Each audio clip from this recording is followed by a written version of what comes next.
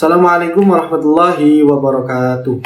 Perkenalkan, nama saya Rizky Ramadhani, NIM 232104030006. Di sini saya akan membahas tentang vokal dan konsonan dalam kajian ilmu aswat.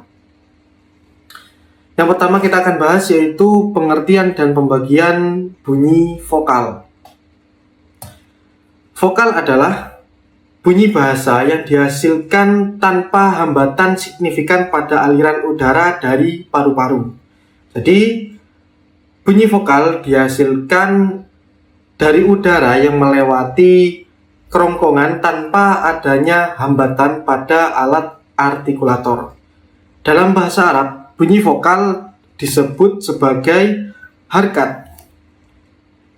Nah, harkat ini dalam bahasa Arab itu ada 3. Ada fathah, kasroh, dan dhammah. Kasroh ditandai pada garis miring yang berada di atas huruf hijaiyah yang menghasilkan bunyi A, sedangkan kasroh ditandai dengan huruf miring yang berada di bawah huruf hijaiyah yang menghasilkan bunyi I. Dan harkat dhammah itu garis melengkung yang berada di atas huruf hijaiyah yang menghasilkan bunyi U. Nah, setelah itu kita akan membahas tentang pembagian dari huruf vokal dalam bahasa Arab. Dalam bahasa Arab, vokal dibagi menjadi 6, yaitu ada fathah pendek, kasroh pendek, dhammah pendek, fathah panjang, kasroh panjang, dan dhammah panjang. Di sini terdapat perbedaan antara vokal pendek dan vokal panjang. Yang menjadi pembeda antara vokal pendek dan vokal panjang yaitu terletak pada durasi pengucapannya, di mana vokal panjang itu lebih membutuhkan waktu 2 kali lebih lama dibandingkan vokal pendek. Jadi perbedaannya hanya di situ. Perbedaan antara vokal panjang dan vokal pendek. Nah, kapan dibaca pendek dan kapan dibaca panjang? Nah, dibaca pendek apabila tidak bertemu dengan huruf alif, ya, dan waw. Itu. Dan kapan dibaca panjang? Nah, ini ada penjelasannya. Yang pertama, fathah panjang. Harkat fathah dibaca panjang apabila bertemu dengan huruf alif. Jadi, apabila ada huruf huruf hijaiyah dan yang berharkat fathah dan setelah huruf tersebut ada huruf alif, maka itu dibaca panjang. Fathah panjang. Yang selanjutnya yaitu kasroh panjang. Kasroh panjang terjadi apabila huruf yang berharkat kasroh bertemu dengan huruf ya. Jadi setelah huruf yang berharkat kasroh tersebut bertemu dengan ya, maka dibaca panjang. Contohnya seperti mim. Nah, itu mim bertemu dengan iya. Mim yang berharkat kasroh bertemu dengan iya, maka dibaca panjang. Yang selanjutnya yaitu dhammah panjang. Dhammah panjang ini apabila bertemu dengan waw. Jadi apabila ada huruf hijaiyah yang berharkat dhammah dan setelah huruf tersebut ada huruf waw, maka dibaca panjang. Itulah penjelasan tentang vokal dan pembagiannya dalam bahasa Arab atau dalam ilmu aswat. Selanjutnya yaitu pembahasan mengenai konsonan. Yang pertama kita akan memahami definisi dari konsonan. Apa sih konsonan itu? Konsonan adalah bunyi bahasa yang dihasilkan dengan menghambat aliran udara pada salah satu tempat disalurkannya udara. Atau dapat juga didefinisikan bunyi bahasa yang dihasilkan dengan adanya hambatan atau penyempitan aliran udara. Jadi adanya hambatan atau adanya penyempitan tempat keluarnya udara itu yang menyebabkan bunyi konsonan tersebut. Nah, konsonan ini berbeda dengan vokal.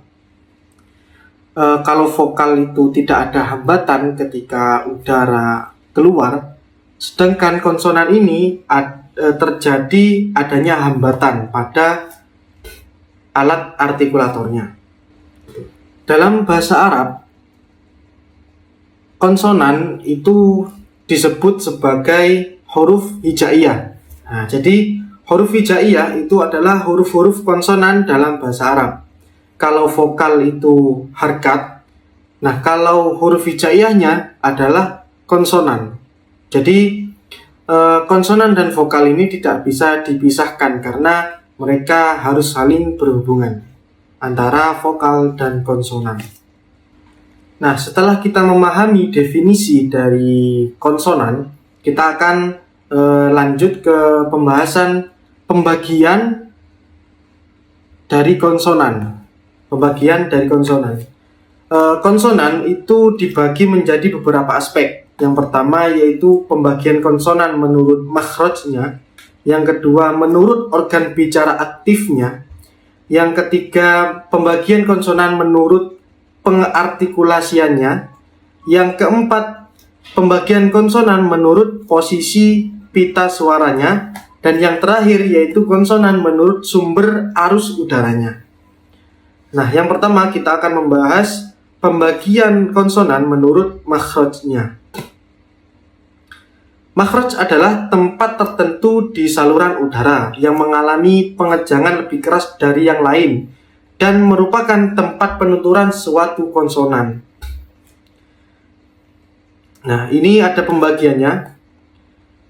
Sebagai pakar fonetik bahasa Arab merinci makhraj konsonan Arab menjadi 11 macam. Berikutnya diantaranya yaitu yang pertama konsonan labial yang terdiri dari huruf ba, mim, waw.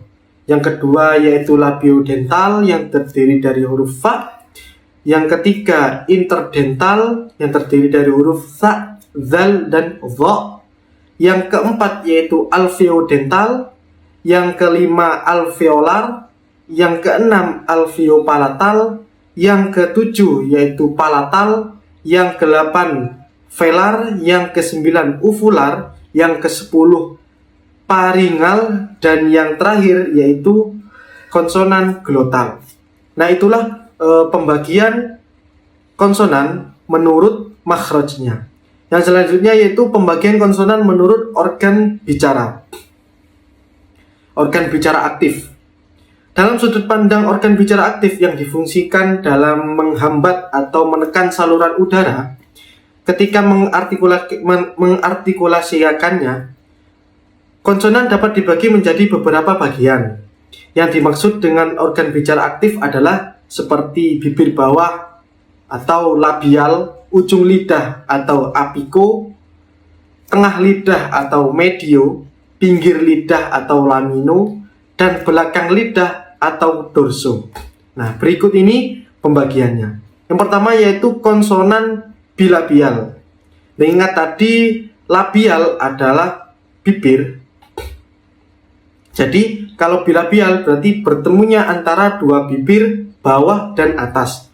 Nah, hurufnya yaitu ba, mim, dan waw. Yang selanjutnya yaitu konsonan labiodental.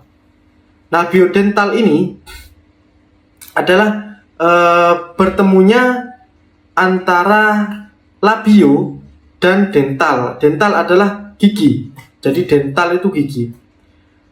Nah, hurufnya yaitu fa. Jadi fa kan bertemunya antara bibir atas dan gigi bawah. Jadi disebut labiodental.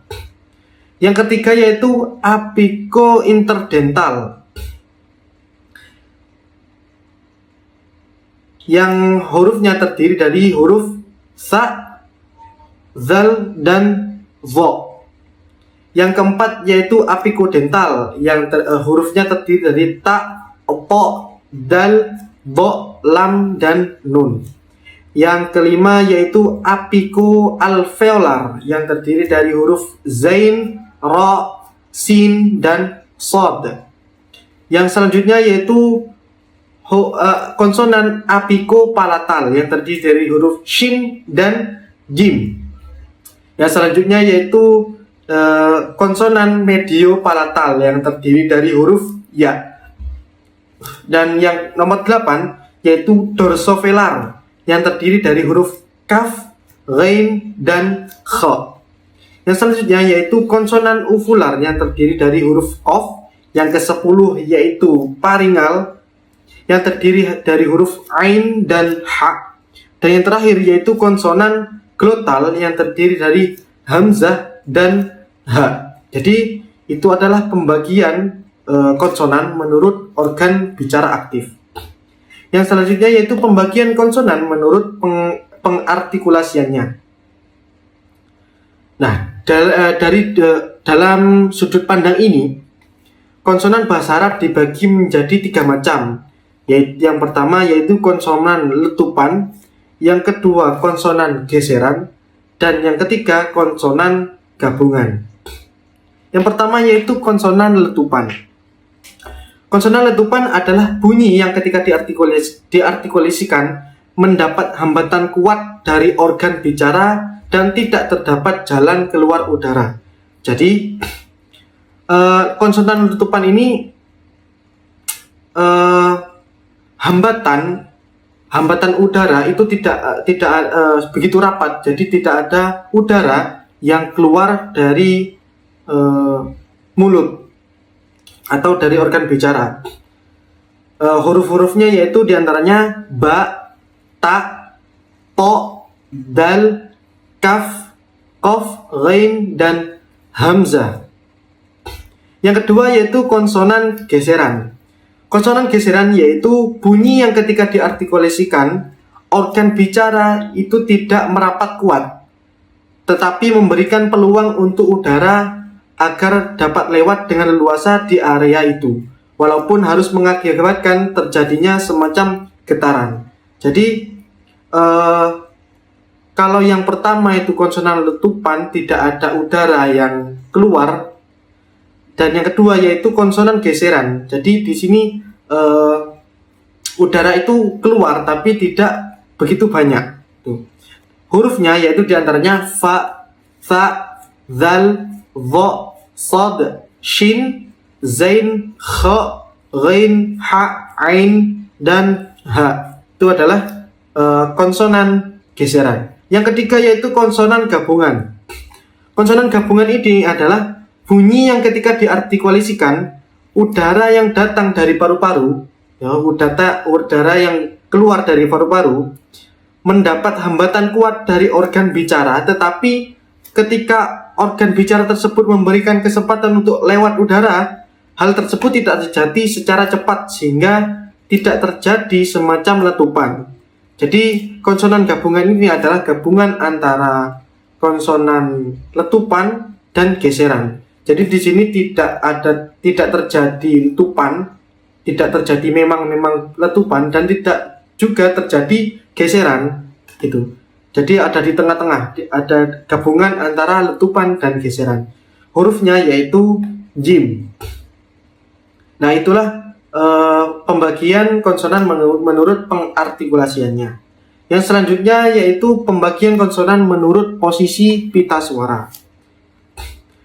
Dalam sudut pandang ini, konsonan terbagi menjadi 2 bagian. Yang pertama yaitu konsonan bersuara. Yang kedua yaitu konsonan tidak bersuara. Yang pertama yaitu konsonan bersuara. Konsonan bersuara adalah bunyi yang terjadi ketika udara datang dari paru-paru disambut oleh 2 pita suara yang dengan kondisi bersentuhan atau tidak merapat, sehingga udara tetap saja bisa keluar masuk di antara kedua pita suara tersebut, tetapi dengan mengakibatkan terjadinya gesekan yang teratur antara 2 pita suara tersebut. huruf-hurufnya yaitu seperti